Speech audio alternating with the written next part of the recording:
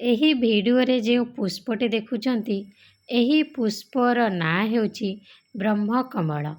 ଶାସ୍ତ୍ରରେ ଅଛି, ବ୍ରହ୍ମକମଳ ହେଉଛି ଏକ ପବିତ୍ର ପୁଷ୍ପ। ବ୍ରହ୍ମକମଳ ଫୁଲଟି ବିଷ୍ଣୁଙ୍କର ଅତି ପ୍ରିୟ ଫୁଲ ହୋଇଥାଏ। ଏହି ଫୁଲଟି ସନ୍ଧ୍ୟା 8ଟାରୁ 12ଟା ମଧ୍ୟରେ ଫୁଟିଥାଏ ଏବଂ ସୂର୍ଯ୍ୟ ଉଦୟ ହେବା ପୂର୍ବରୁ ଏହା ଝାଉଁଳି ଯାଇଥାଏ। ବିଷ୍ଣୁଙ୍କ ନାଭିରୁ ଏକ କମଳ ସୃଷ୍ଟି ହେଲା, ସେଥିରୁ ବ୍ରହ୍ମା ସୃଷ୍ଟି ହେଲେ, ଆଉ ସେଥିପାଇଁ ଏହାର ନାମ ବ୍ରହ୍ମକମଳ ପୁଷ୍ପ କୁହାଯାଏ।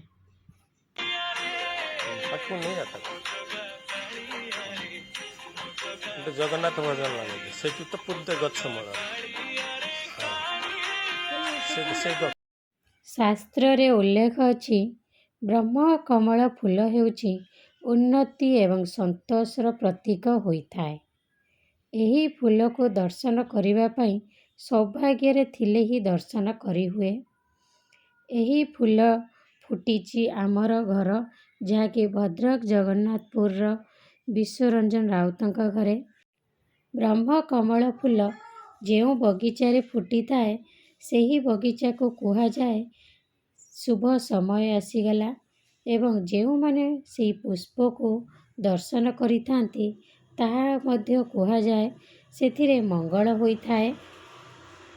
ଆମ ବାଡ଼ିରେ 2ଟି ବ୍ରହ୍ମକମଳ ପୁଷ୍ପ ଫୁଟିଛି। ଏହି ପୁଷ୍ପକୁ ତୋଳିବା ପୂର୍ବରୁ ଏହାକୁ ବନ୍ଦାପନା କଲୁ। ଧୂପ ଦୀପ ଦେଇକରି ବନ୍ଦାପନା କରିବା ପରେ ଜଗନ୍ନାଥଙ୍କୁ ଅର୍ପଣ କରିବୁ। ଆମର ସୌଭାଗ୍ୟ କି ଆମ ବଗିଚାରେ ଏହି 2ଟି ବ୍ରହ୍ମକମଳ ପୁଷ୍ପ ଫୁଟିଛି ଏବଂ ଏହାକୁ ଦର୍ଶନ କରିବାର ସୌଭାଗ୍ୟ ମଧ୍ୟ ଆମେ ପାଇଛୁ।